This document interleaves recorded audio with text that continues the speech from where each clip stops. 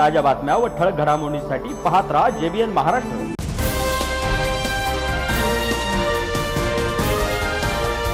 जामनेर येथे पोलिसांचा कत्तलखान्यावर छापा, अवैध कत्तलखान्यावर धडक कारवाई, संबंधितांवर गुन्हा दाखल करण्याची प्रक्रिया सुरू।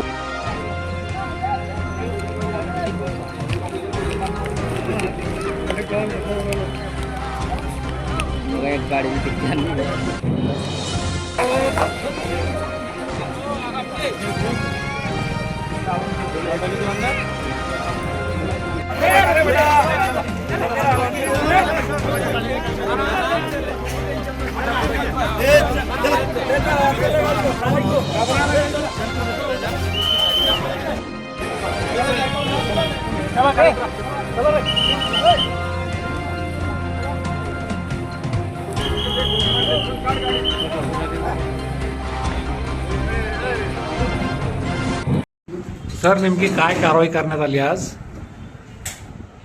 आता 28 तारखेला पूर्ण भारतात बकरी ईद सण हा उत्साहात साजरा होत असतो आणि 1960 चा जो कायदा आहे प्राणी अधिनियम यानुसार गोहत्यास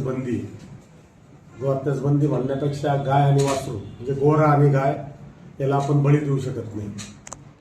तर त्या आधारे एक बातमी भेटली होती जामनेरमध्ये त्या बऱ्याच ठिकाणी बेकायदेशीररित्या कत्तलीसाठी जनावर आणलेले आहे।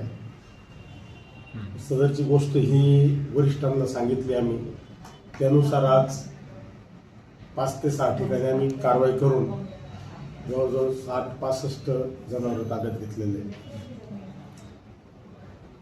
यामध्ये गाई वासरू किती आहेत सर आणि इतर जे कोणते जनावर आहेत? संख्या आपण आला नाही अजून, दाखल करता त्यावेळेसच ती संख्या घेऊ आपण सर्व ती ते तुम्हाला तेव्हा कळवण्यात। हे सगळे जनावर कत्तलीसाठी आणले गेले होते का? याची काही माहिती भेटली का सर? त्याची माहिती भेटली होती आम्हाला गुप्त बातमीदाराकडनं। असे जनावर जे बकरी ईद आहे त्यासाठी बळी देण्यासाठी आणलेले होते।